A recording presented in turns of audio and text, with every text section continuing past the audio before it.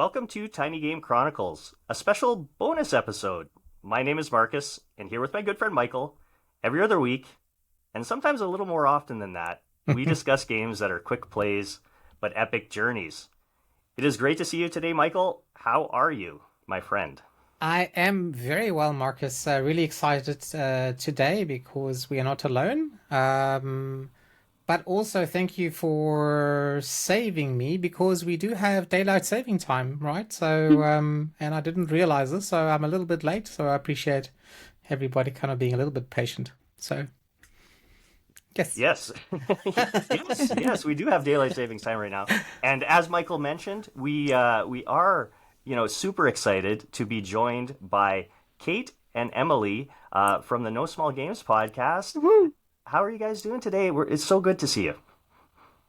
Hi guys, it's great to be here. Thank you so much for having us. Oh my gosh. Yes, thank you. We're very excited. It's early for me, but I couldn't be more excited. So yeah, thank you for having us.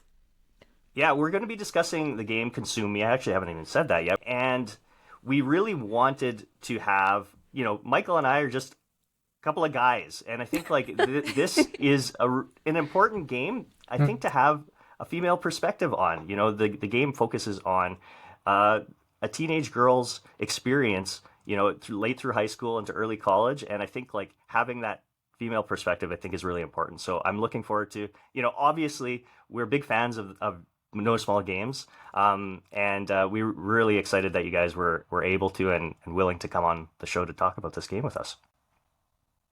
We're super happy to be here. And likewise, big fans of Tiny Game Chronicles and just tiny games. And yes. It really means a lot to kind of get to be here and represent that woman's perspective. Totally.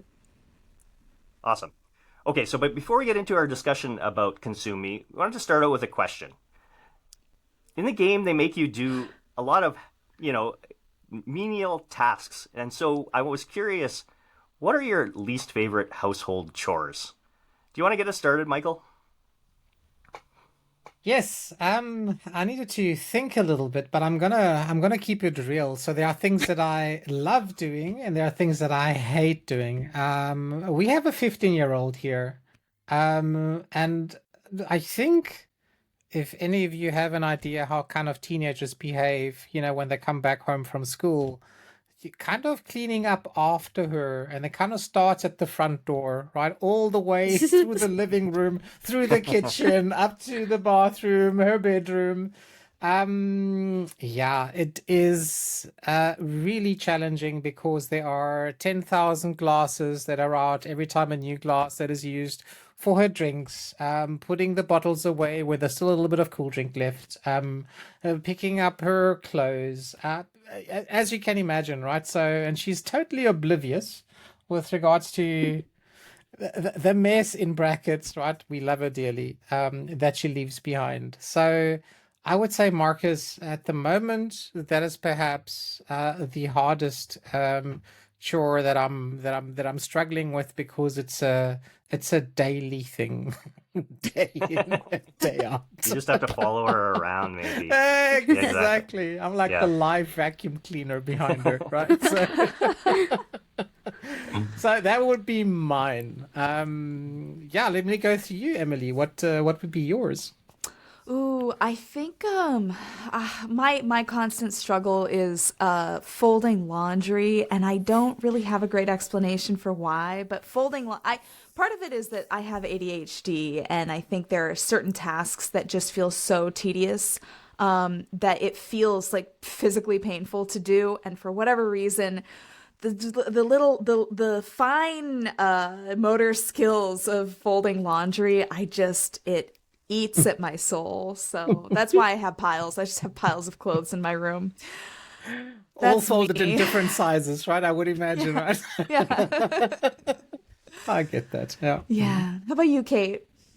So I actually love to clean. I'm a nervous cleaner. It's kind of like a coping mechanism for me, a stress cleaner, if you will. But the thing that I hate to do the most, and kind of the only thing that I hate to do is also the laundry. It just doesn't make sense to me. Like, I live in a really small apartment and there's not enough storage, and I live with my partner, so we just like have a hard time even finding a place to put the clothes once they are clean and folded. But I did recently buy a separate laundry basket just for clean clothes because I'm like, they're not going to get put away anyway, so like let's just accept that and kind of just like try to work with that. So that's been a game changer, and that's a new thing in my household that I adopted like a week ago, is to just put the clean clothes in a separate basket. So yeah, I feel like, but yeah, historically that is my least favorite as well as laundry. I love that. I love that. Now you've created a solution for your lack of wanting to do Yes. laundry. Yes. Thank I love you. it. Mine is dishes. I hate doing wow. the dishes. We have a rule in our house, and we've always had this rule. And I had it as a kid growing up. If you cooked, you didn't have to clean up after dinner. That's the rule. And so I basically always do the cooking. My wife has a few dishes that she does, but otherwise I do the cooking. She does the cleaning afterwards because I hate doing the dishes. Yeah. That's a good arrangement though. That's Yeah. great. Yeah. That's smart. I love doing the ironing, so this is the one thing that I do at home. And I clean Yeah. the toilets, right? So bathrooms, so that's kind of my territory. Oh, bathrooms because are that's number something, two least favorite for me. I hate but not a not with the bathroom thing. toothbrush, right? So No? You need the sponge. You got to pay extra for the I sponge. need that Yeah, big yeah, sponge. exactly, There exactly. we go. Yeah, very Okay, nice. guys, let's get into our discussion about Consume Me. Consume Me was released on September 24th, 2025 on PC. It was developed by Jenny Jiao Hsia, AP Thompson, Ji On Lee, Violet WP, and Ken Koda Snyder. It was published by Hexecutable.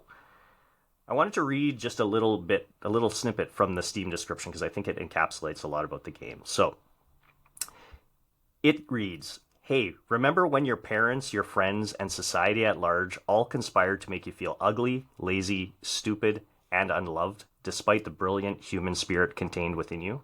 No? Well, allow us to refresh your memory via the timeless medium of a slice of life role-playing game." So the gameplay of Consume Me is basically you're playing as Jenny. You're playing as a teen trying to balance everything in her life.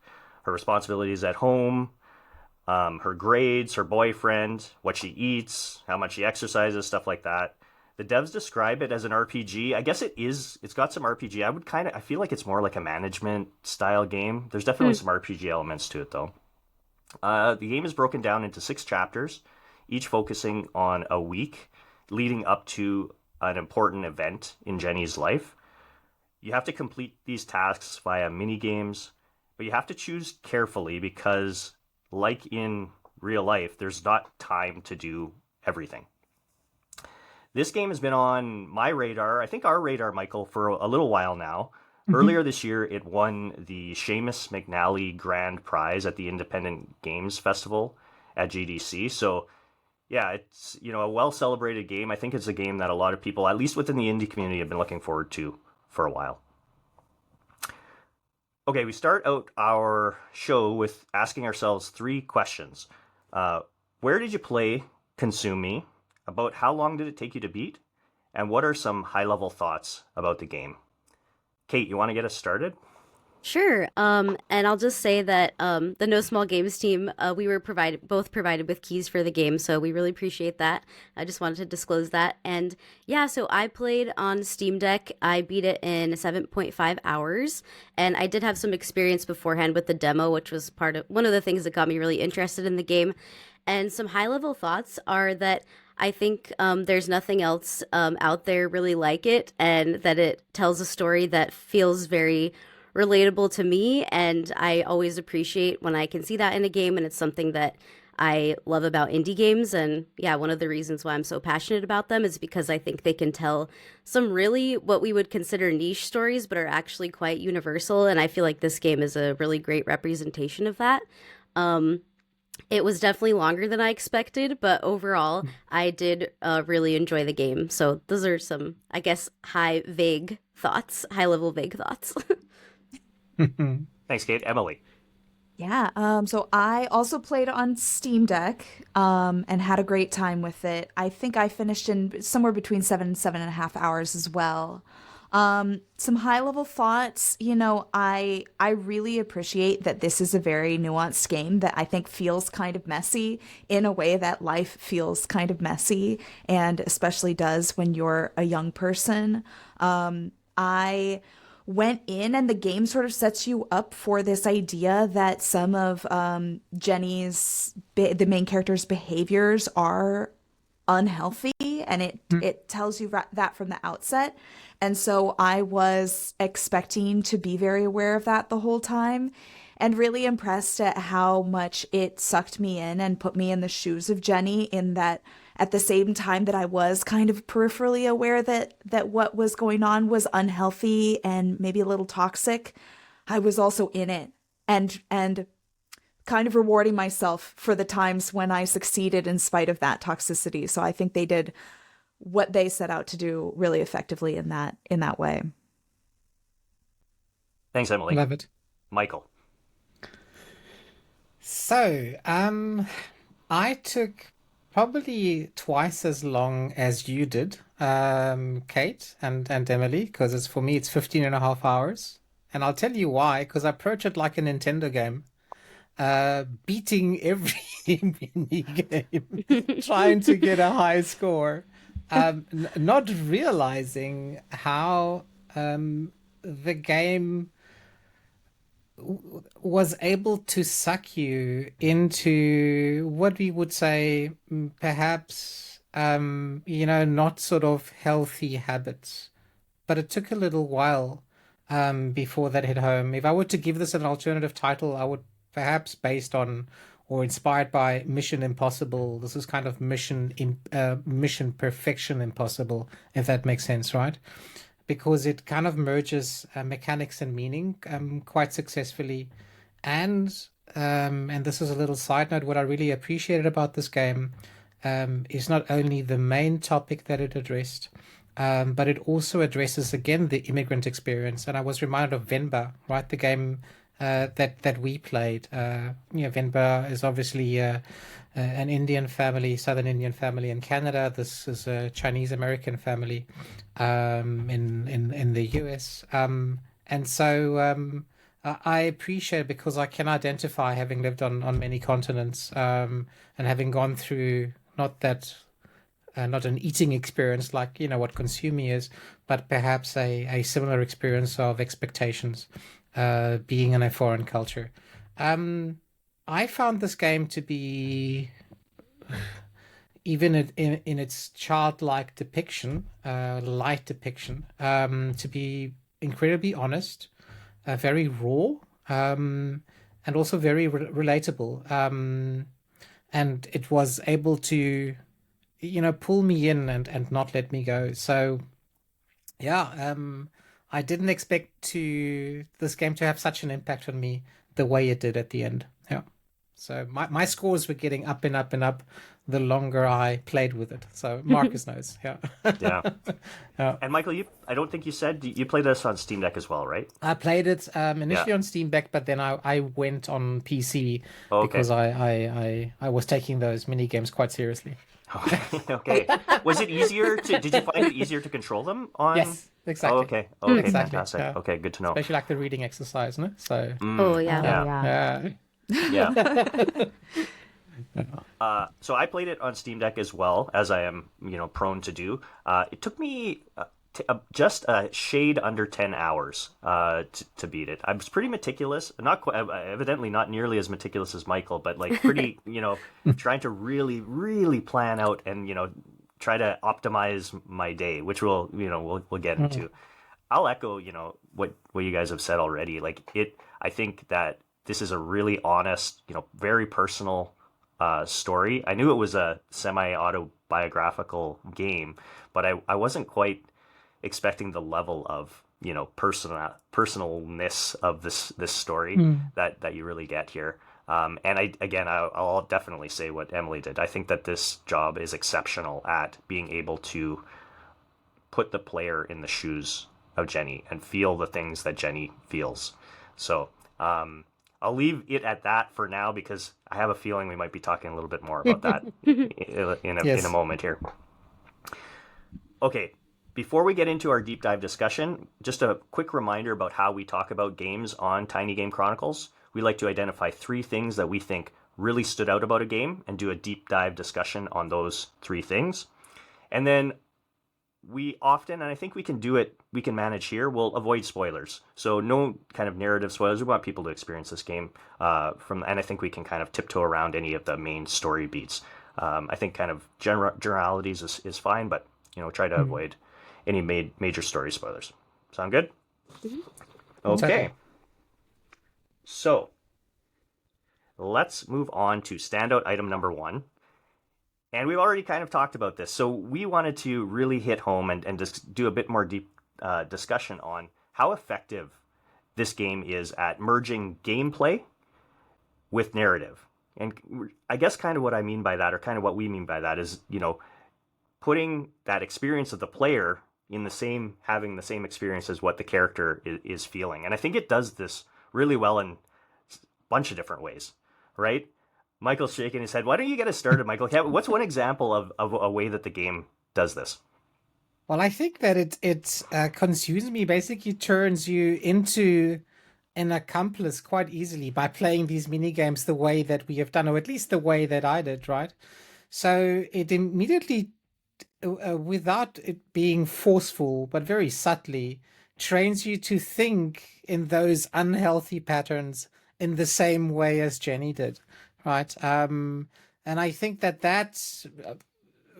had a major effect on me because it kind of normalizes those kind of destructive patterns without preaching in any way. Right. So we have obviously a preaching role, no, where the expectations of the parents and so the game definitely talks about. So that is, I think, the first thing that I would say is that the game really mimics the obsession that takes over everything on how meticulously we kind of plan our day. Kate, I mean, let's go to you. What sticks out for you? I think the thing that stuck out for me the most, unfortunately, was just how I still feel this way in my everyday life a lot, especially in terms of like being able to effectively time manage all of the things that I'm trying to do. And I definitely exhibit some of these like same, I guess, way that they have gamified the unhealthy behaviors, especially thinking to like for example, last night I was editing one of our episodes. I'm like, oh, I'll just stay up late. I'll stay up late to do that. Like I'll have some caffeine. And like, oh, well, let me just try to like squeeze this in. Like I'll fold some laundry while I'm listening to this, or, and I feel like a lot of that is okay and just a part of the adult human experience as well, like trying to do all of these things. But it's just funny because I grew up in a way where like my parents didn't really care what I was doing or know what I was doing. So I feel like the game was actually more relatable to me in a lot of ways right now because, I have really high standards for myself and I'm like, I have to fit everything in. Like I have a full-time job, have the podcast. So I actually got this like really wild satisfaction out of being like, okay, I can work out and I can study and I can do all of these tasks in one night. And like, if I just stay up later and oh wait, but now I don't have enough energy. Oh, I'll just have an energy drink. Like I just felt myself, which feels like very true to my day-to-day existence right now as a 33-year-old woman. So, yeah, I just thought it was really interesting how they set that up and the tasks do feel repetitive, but just like real life, it's like sometimes you don't have enough energy to stay up and edit your podcast or work out. So what do? Like you could have a coffee or energy drink or stay up later. So I just felt that it was such a realistic portrayal of, yeah, kind of like what I expect myself to do, if that makes sense. Yeah, I felt very similar. I was like, I'm playing my life a little bit right now. And probably a little, same with you, Kate, like more now than it was when I was probably a teen, right? It feels like I have so much I'd love to be able to do right now, but I have to manage my life in the way that Jenny manages her life today. It wasn't so much when I was a teen that was happening. And it does Gabe does a really good job at making you, the player, feel the overwhelming, that being overwhelmed like Jenny is, and how Right. I often am, in my real life today.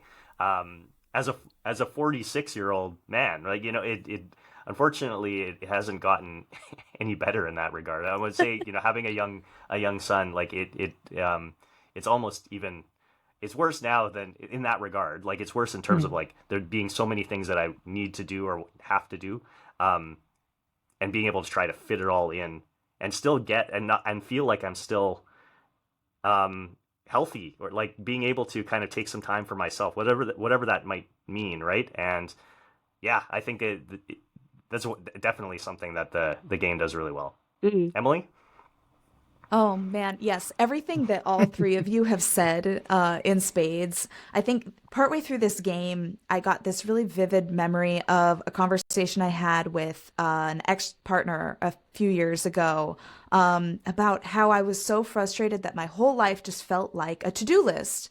My whole, every day, all day. It was just a to-do list that never ended. It kept getting added to, and it felt insurmountable. I could never clear it. And everything new, even enjoyable things, became items on my to-do list. And I think this game captures that really, really well. I think it also captures a very relatable experience to probably most people of once you've accomplished a big goal like of Jenny's, she kind of has this conversation with herself afterwards and says, "Whoo, we did it. It's over. I can relax now, right?" And that internal voice says, no, because now you have this other next goal, this other next exam, this other next big milestone in your life, and you have to push potentially even harder to get there and to succeed at that. And that feeling of like, I don't know if all of you have this experience, but I feel like I'm telling people all the time, like, "Oh, it's just really busy right now. I'm just having a really busy month, or I'm having a really busy year, or whatever." But like soon it'll calm down, and it's like, okay, it's been 15 years of a really busy couple of months. So what's going on, And I think that this game captures that really well. I think to Kate's point about that sort of the trade-offs of like it tricks you really quickly into like how much can I kind of abuse myself in order to Yes. accomplish my goals? And like by setting up your mood, your happiness, your energy, your fullness as resources that you can draw from to accomplish things, it really quickly puts you in that mindset where you can, like, if you step back for a second, you can identify, oh, that's pretty problematic for me to look at myself, my human body, as like this kind of quantifiable resource. But when you're in it, you're like, ooh, yeah, okay. So if I take a little bit of energy, but I can get it back if I do have an energy drink, and then I can walk the dog, and that does double duty with energy and and fitness and this and that. And suddenly you're optimizing your whole human experience. It's Yes. it really wild. It's Emily, something you just said reminded me of like that I really cared about Jenny while I was playing, but then I was like, wait, would I do that to myself? Like, would I have an energy drink right now? Like, should I do that to Jenny? Like, how many nights in a row has she stayed up late? Like, I don't know. So I feel like I was having a conflicting feeling of like, would I care for her, this character in a video game? Like, would I care for myself in the same way? You know? And I think I also found it important as with regards to the narrative. And again, I'm maybe speaking out of the perspective of a father, right, of a 15-year-old, where I see my daughter taking pictures of her food, which are for me kind of the very first signs of, that food is maybe like an obstacle, right? That kind of needs to be overcome, no? Because we are counting calories, right? If you're hungry, right, then there is failure, something that the game kind of also goes into. Um, um, for me, touching where so in the first few years, in the early teens, makeup was not an issue, for my daughter. Now, 13, 14, 15, she's having her first relationship at the moment. Makeup is a major routine in the mornings. And I loved how this game kind of portrayed the cockroaches, right? Kind of going through your face or through your hair. And it kind of, you know, cockroaches have this kind of eek feeling about us. And this is kind of this question of self-acceptance, the way that our body image, or at least how teenagers look at their bodies, where there are a lot of kind of eek moments that makes, I don't know, putting on makeup, covering up blemishes in brackets or whatever they consider blemishes. For me, that's just hit home in such a way. I don't use makeup, right? So I do shave, and there are no cockroaches. At least I hope there are no cockroaches in our bathroom. But this kind of image of self-worth and the struggle to find yourself worthy, pretty, acceptable, lovely. That is a real battle. That's a real battle that I'm experiencing in my 15-year-old, and yeah, it makes me ponder. No? So, Yeah, it really does. Just it's so effective at making you think about these things, and again, putting yourself into Jenny's experiences. One, I guess, example that Emily kind of alluded to, but it was a really thing. It struck me and hit me like a ton of bricks playing this game was a task. It was an extra task. It wasn't even something that was required for that week's worth of tasks, and it was like restricting how much food you had. Like, you're already doing this, but it was like an extra restriction, like even half of what you normally have, which can be a bit challenging to maintain. And I was as somebody who knows intuitively this is not a good thing. You shouldn't be doing this, right? But there's that reward, and it normalizes these kind of unhealthy, toxic style behaviors that it becomes. And then the next time you see it, and the next time it asks you to do something that's extreme like that, it's easier. It's a little bit easier, and I feel like that is probably what's happening in real life for people experiencing this sort of stuff. It becomes like just normal. Intuitively, it's probably not the best thing for me to be doing in this moment, but I've done it before. It was fine. Okay, I can keep, I can make it work, and it just becomes the normal process. And you can see how potentially, if we're just looking at the example of food, like how eating disorders could really develop and evolve over a period of time. It's not right immediately that somebody develops something like anorexia nervosa, right? It doesn't happen with the snap of a finger, right? It takes time to kind of evolve, and I think that this game, in the game, it doesn't ever get quite that extreme, but we are definitely kind of on the pathway to get there if it isn't kind of addressed, I guess. So, yeah. And how affected is that we have food as a Tetris game to solve, right? It is so addictive to kind of see, okay, well, if I move this over here and move that over there, and thank goodness there's a dog. Just a big puzzle to make everything fit, right? Like, and Yeah. Thanks, Marcus. Yeah. I think that idea of optimizing is like it's so addictive because Totally. you get to the end and you're like, wow, look at what I did. I did this cool thing, and then you kind of detach yourself from what that means to your physical self. Yeah, I like the food Tetris thing there, where your food isn't food shaped. It's Exactly. these Yeah. little blocks, these fun Exactly. little blocks that you can kind of fit together. Yeah. And it all sort of detaches you from your real human experience. Yeah. And from the gameplay perspective, like, you have to focus on both things because, like, yeah, you could fill up your Tetris puzzle all the way and get it perfect, but then you might be over on your bytes. And so to, like, see the bytes, like, decrease or increase as you're trying to place things, I thought was really effective because the kind of gamer that I am, I can usually just focus on one thing, especially if it's a puzzle. But in this game, I was like, oh, I have to pay attention to, like, what kind of food am I putting where, and how is it impacting my bytes for the day, and have I already had a cheat day, because you get 2 cheat days per week.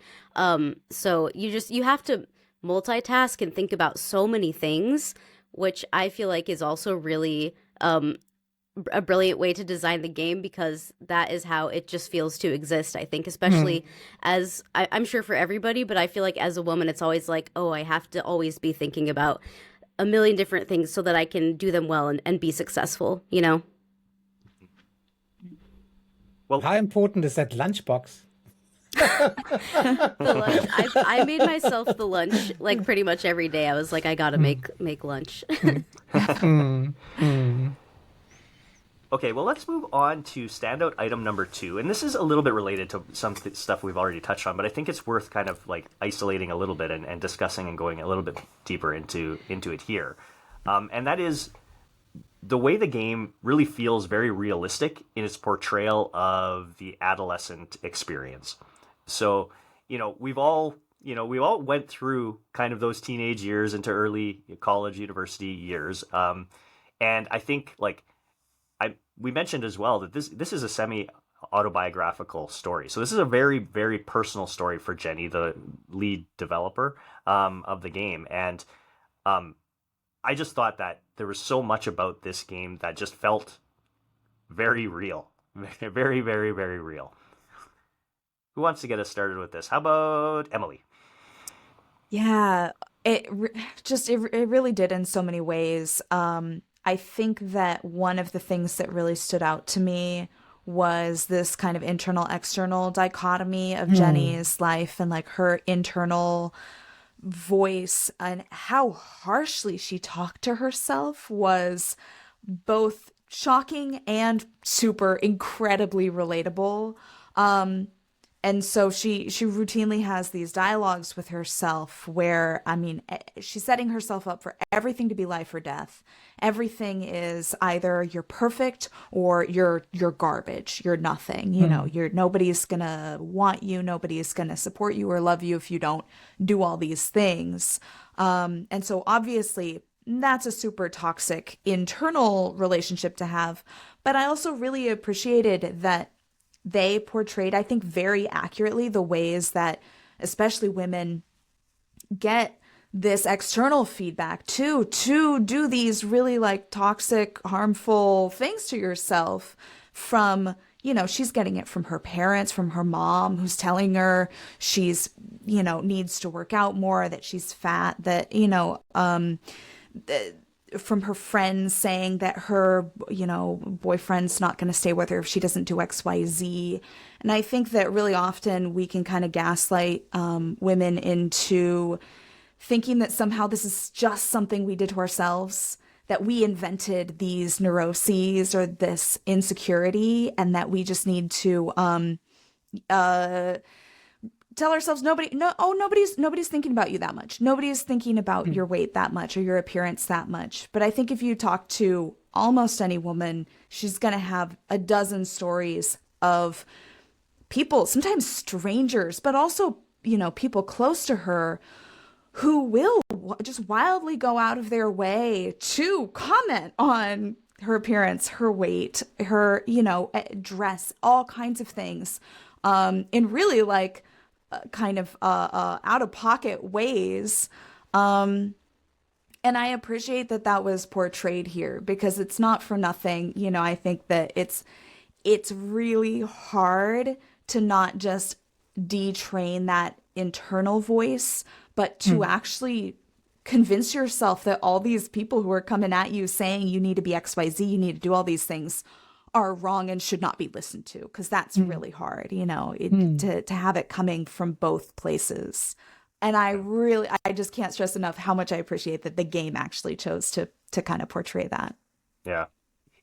It hurt my heart seeing how Jenny's mom was to her, especially, right? Like the person that, your parents are supposed to be that safe space for you, and for her to be as harsh as she was with some of those comments that she would make to Jenny, it was really tough to see. And, full disclosure, I guess, in real life, I'm a dietitian and I do childhood obesity research. And so I've seen families with parents that have good intentions. That I'm not questioning the intention, but they go about kind of trying to motivate their kids, not always in the best ways, right? There can be overly critical at times of their kids, and so you can see how this sort of thing can happen. And the environments that we do our Mm. research is, they're called like weight management clinics, pediatric weight management clinics. And the clinic that I do most of my research out of has recently changed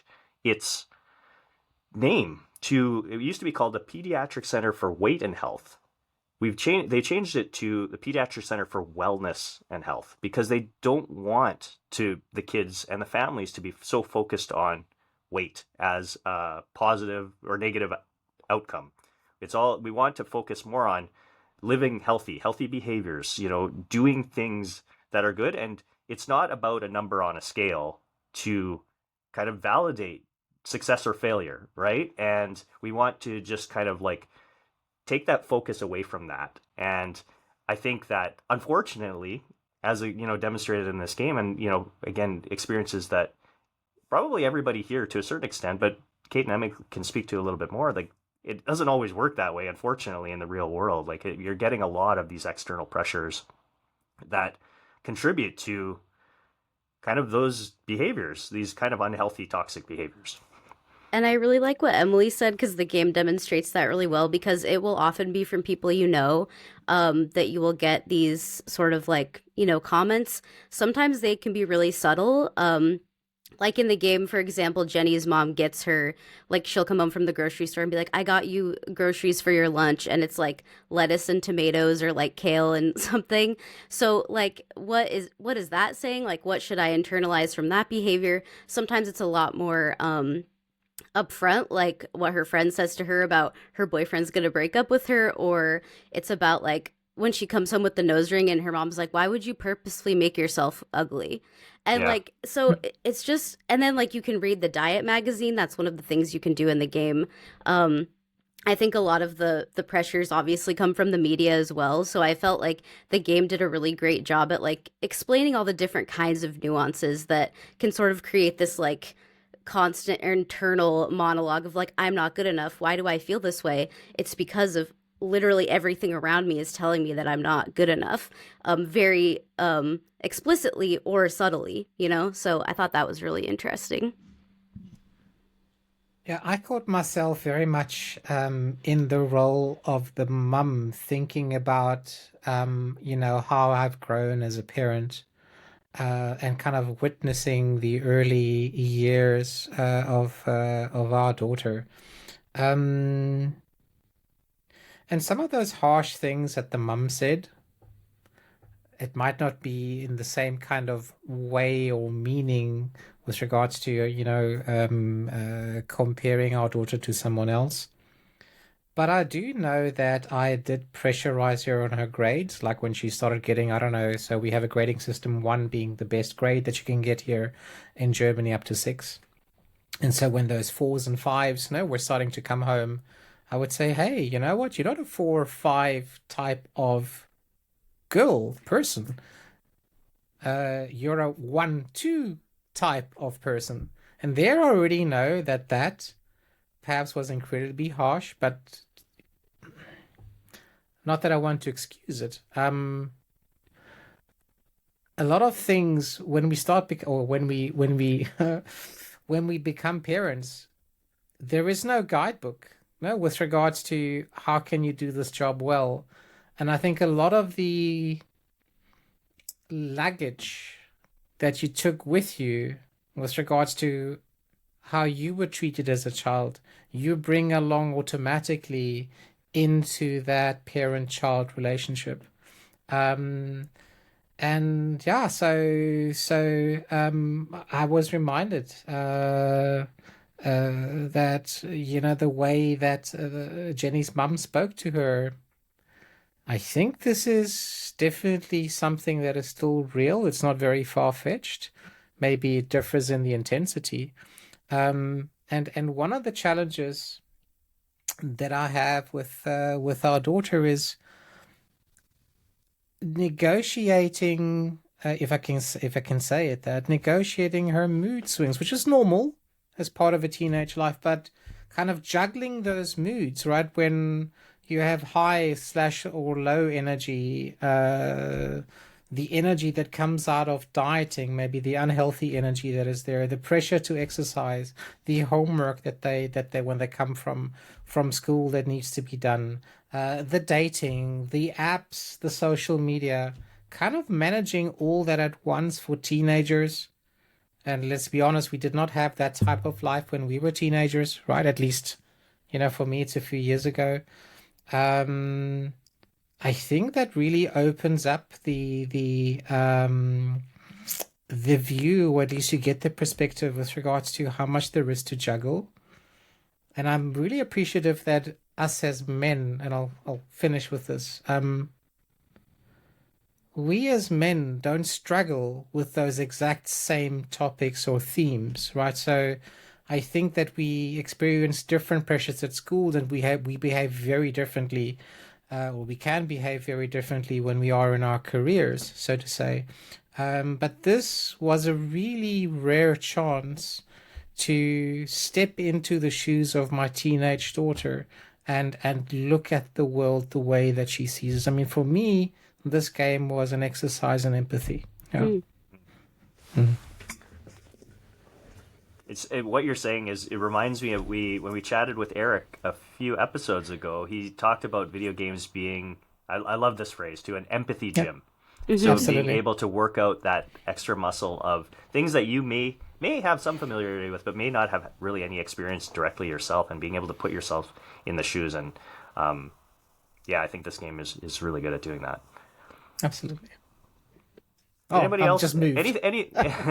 Anything else on this one? The portrayal of the adolescent experience that we wanted to touch on? Sorry. I think something that they portrayed really well too, that's very subtle maybe, is how we kind of bring up girls to be accustomed to own things in their life that aren't necessarily exclusively theirs to own. And I'm thinking specifically of her relationship with her boyfriend, where specifically her friends, but then also internally herself. And you can maybe extrapolate that this is probably coming from other places too. Maybe her mom, definitely pop culture. This idea that like her relationship and preserving her relationship is her responsibility. It's not a shared thing. It's not even, it's like, it's its own little gamified experience where it needs to be healthy. They need to be happy. She needs to keep her boyfriend happy, and she needs to have the boyfriend, not necessarily, there's no question of, is this relationship bringing you joy? Is this healthy? Is this person compatible with you? It's all about, you must have a relationship, and it's all on you as the girlfriend to make it work. Unquestioningly, there's never a debate about that. So I think that was a good and maybe subtle thing. It's not like it sort of gets touched on, and I think it's not the entire point of the game, but I appreciated that there was that little nod to that experience there, because I imagine that's pretty, I don't want to say universal, but pretty, widespread. And I feel like that also like can just obviously bleed into those behaviors, and ideals can bleed into when you grow up too. And it's like always like, oh, the wife has to keep the husband happy, like you gotta keep it all together, like it doesn't actually matter what you want. Obviously that's, not all relationships are like that, but it is a risk, I would say, for a lot of women, to have their dreams and goals, and to not be prioritized in like a nuclear family, or even in a relationship as partners, or even as husband and wife. So that's a good point, Emily, and I feel like it's something that we see as people grow up as well, that we see women go through. So Totally. I think you address a very our daughter is in her first relationship per se, right? And a sentence has passed her lips where she says, "If he leaves me, I'll kill myself." And I think this is what the game addresses as well, right? It's not about being happy; it's about not being left, right? and that is hard, right? Sorry if I if I bring this up, but Emily, yeah, I think you've hit the nail on the head. Absolutely. Yeah, that's tough. It's really tough to hear, and I can't imagine as a father hearing that phrase just being kind of come out of your daughter's mouth. Like that's got to be really tough. No, Yeah, it is. It is. yeah, yeah, It yeah, yeah, is. It is. It yeah. is. It is. I mean, we've moved on since then, right? And Sure. these were in the early stages of the relationship, but it Mm, is still their first relationship. And yes, um, yeah, we'll yeah. leave it at that. Okay. Well, thanks for sharing that, Michael. All And good. all everybody here that I think that this game does this. It allows us to kind of reflect and bring in our personal experiences, and I'm thankful for that this game allows you to do that. Let's move on to maybe a bit more of a lighter topic for our third standout. Mini games. We've touched on some of them already, but this game is packed with mini games. And I think we'd be remiss to not say that is a standout of Hmm. this game. Um, what are our feelings on the mini games? I think, like, for me, some of them worked, some of them worked maybe not quite as good. I think one of the strengths of the mini games is something that we have touched on is how they mimic kind of like a real life experience. So maybe I'll give one example of this. There's a game or a mini game where you're having to read to kind of like increase your academic performance or something. And basically your head is like spinning around in a circle, and then when it lands on the book, you've got to tap the button really really quickly.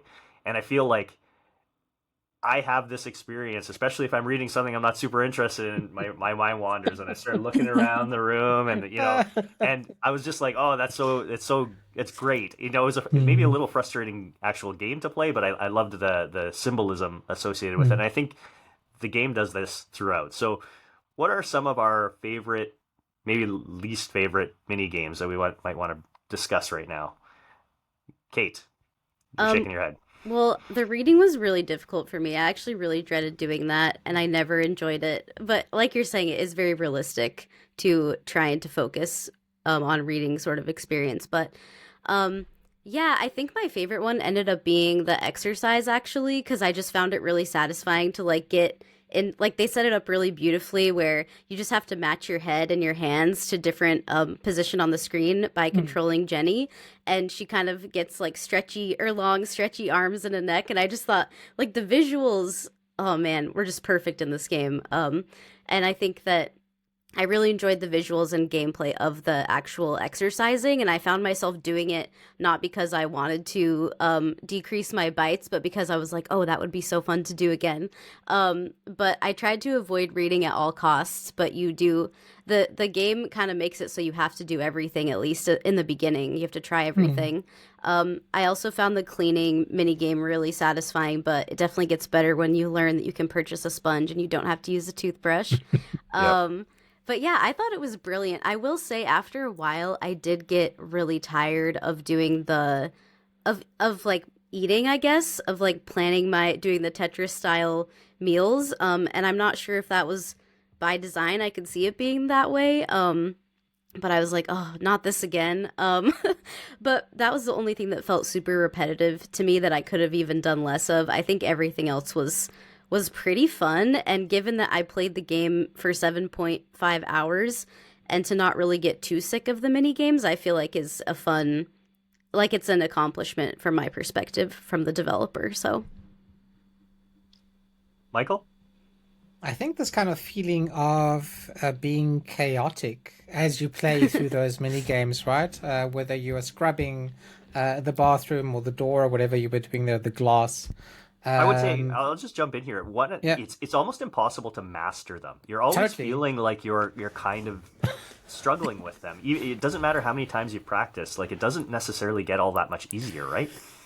Yeah, it's not as coordinated as I would wish, and that's one of the reasons why I took so long to play the game, right? Because I just and restarted until eventually, I would, when it comes to the cleaning, I think that you would get your pocket money if it was 10% or under 10% dirty, right? And the rest was clean, but it needs a few tries. Um, I actually really enjoyed, and I have to laugh at Emily and at Kate. I enjoyed the folding game. So yeah, just because I spend a little bit of time doing laundry, and it's kind of more relaxing for me. But there's always an element of things being hectic or chaotic. I think the game that I enjoyed the most perhaps is the food game, is the Tetris food game. Just because I think historically I enjoy those type of games, trying to fit these things. And the one that I enjoyed enjoyed the least, but that I do the most at home, Walking the dog. is Walking the dog? Yes. it's walking Yeah. the dog. That I one's didn't like that rough. one either. Yeah. Exactly. So there is a little poo bag that I have, or three that I always carry with me, because I don't know what that adventure is going to be like when I go walking with him. But I don't go out looking for money, so maybe I should try and incorporate that. So yeah, I think that they're meant to be frustrating to a certain. I think that is very much deliberate and intentional. And so I think this feeling is what you're supposed to get, is kind of on the one side, the monotony of always doing the same thing over and over again, and also the exhaustion that comes from that, right? How exhausting is it to kind of manage your life in that way without any grace, if that makes sense, right? So yeah. Emily. I love what you said about them feeling very chaotic, Michael, because I think they did, and I think that feels like a very teenager kind of experience to just I have to do this really quickly, just that kind of Panic. frantic Exactly. nature of it. I also really liked how disconnected they felt from the end result. It didn't really feel like the reading in particular felt really disconnected from the idea of I'm trying to get information or some sort of I want the content of what I'm reading to impact me, and it didn't feel like that was represented at all in the mini game in I think a really accurate way. It reminded me a lot of high school and having to read chapter upon chapter of these books that I didn't really care a whole lot about, and I just had to do it, and that feeling of getting distracted. I wish I'd known I had ADHD at the time, would have made a lot more sense. But I just loved that feeling of it's not really about what I'm doing. It's just I have to do it. I have to get it done. So I actually also really liked the laundry folding one. If real life folding laundry was like that, and if I got money for doing it, I'd be doing it every damn day if I could. And I really liked the dog walking too. Well, I didn't like it, but it felt relatable. I have a very reactive little Chihuahua, and it felt very accurate to what it's like walking her around town. Except again, I don't find any money, so it could be a little better. Jenny's finding money all over the place. Finding money on the street, man. walking home from school. true. Yeah. People dropping lots of money. Okay, well, I think we can wrap up our discussion on Consumi, but we do, end our with a question. Do we recommend the game? And if so, to whom? Emily, how about we get us started? Yeah, I wholeheartedly would recommend this game. I think in particular to anybody who loves someone who either is or has been a teen or will be in the future a teenage girl, because I do think that this is a really wonderfully accurate and messy and complicated depiction of what it's like to go through those years, and one that I think that by the time girls are in their teenage years, they can kind of shut down in ways that maybe Totally. makes it really hard to get that window.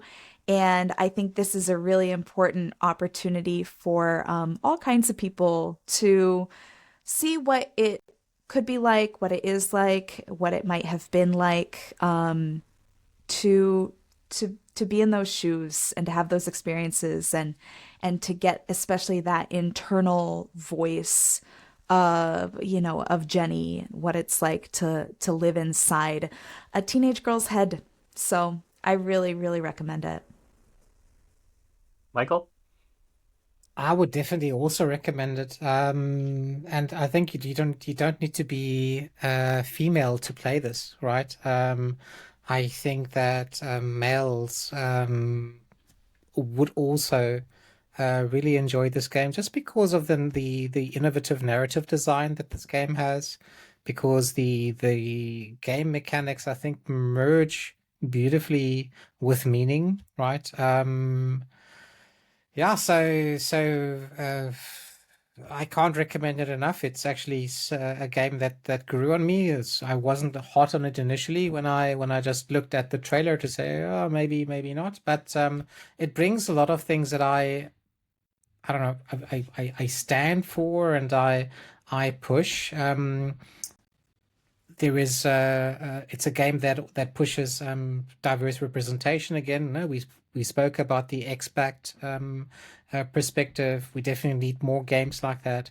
And I think anyone who, feels a little bit of pressure of, trying to be good and good enough. I think there are a lot of lessons here, a lot of ways that you can catch yourself. Yeah, so a, a big thumbs up for me. Kate. Yeah, I would honestly, I would recommend this game to everybody. There obviously are things in this game that might be upsetting for some players based on their Hmm. lived experience, but the game does provide a really helpful content warning that I would consider to be pretty detailed. I was a little nervous going in that it would kind of only be focused on diet and eating issues, but actually, I was really happy to see how well rounded the game was, touching on several topics. And that kind of like, it wasn't as much as a focus as I thought it was going to be. And for me, it was like the perfect amount where I didn't feel upset to play the game, is what I'm Hmm. trying to say, I guess.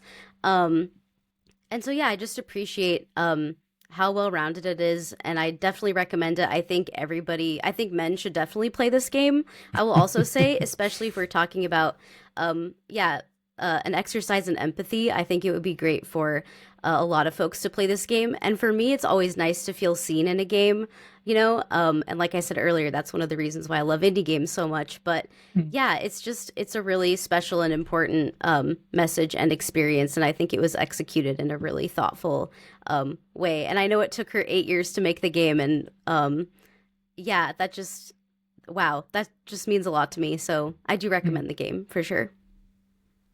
Yeah, I would echo everything really that's already said, and this game is going to stick with me for a while. I think like this is it's really gonna stick with me. I think it's a very raw portrayal of the issues faced by a teenage girl, and you know like you said, it really allows you to put the player into the shoes and be able to experience things. And I think it's done in a very raw but realistic way Hmm. that's sensitive too. Um, you know, Media doesn't always do a great job at portraying things like weight, dieting, things like that. Although it wasn't as much of a focus, I will agree, Kate, it wasn't as much of a focus of the game as I was going in and expecting it to be. This is kind of the whole picture of Correct. a young girl's experience, right? But this was done as good as could be done, and I can put a dietitian kind of stamp of approval on it, because I think it does handle things in a very sensitive, respectful, but real way, and I think that that's a real credit to the devs. And yeah, it was a really good experience. Recommend Wholehearted recommendation from me. So, something I just wanted to add is that I feel like part of that is because, like, part of the reason to me why it's so digestible and just a joy and fun to play is because of like the humor that is within the game and like the self-awareness and like the fun art style and the music. Like I think for me that really helped me sort of just have a good time as well, you know? Like I'm able to It's not so heavy all the time. Yeah. So I just wanted to call that out. Like the art I think really does help. The art and like writing and humor really helps to make it a more, I guess, fun experience at times than just feeling like you're going in ready to think about some hard things.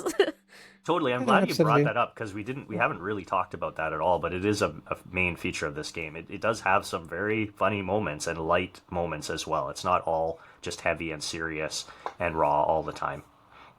100%. Yeah, and yet it never glamorizes Jenny's behavior, if that makes sense, right? So, which I think is also another aspect to take into account here. So, yeah, totally with you. So there's the lighter side, which is actually really needed in this game, if that makes sense.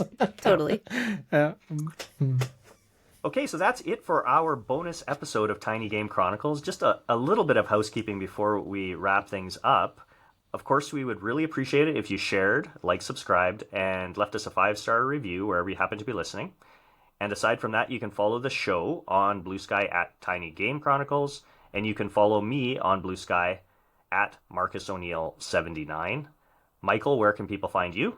You can also follow me on Blue Sky under Drellish, DRELLESH, and as well as our tiny community link will be in the show notes. And now I'm going to give Emily and Kate a quick chance. Maybe Emily, we start with you. Where can people find you? Yeah, well, thank you both. This has been really delightful. Appreciate this opportunity to talk about this really interesting game. Folks can find me, I guess I'll start with No Small Games. Folks can find No Small Games at nosmallgames.com.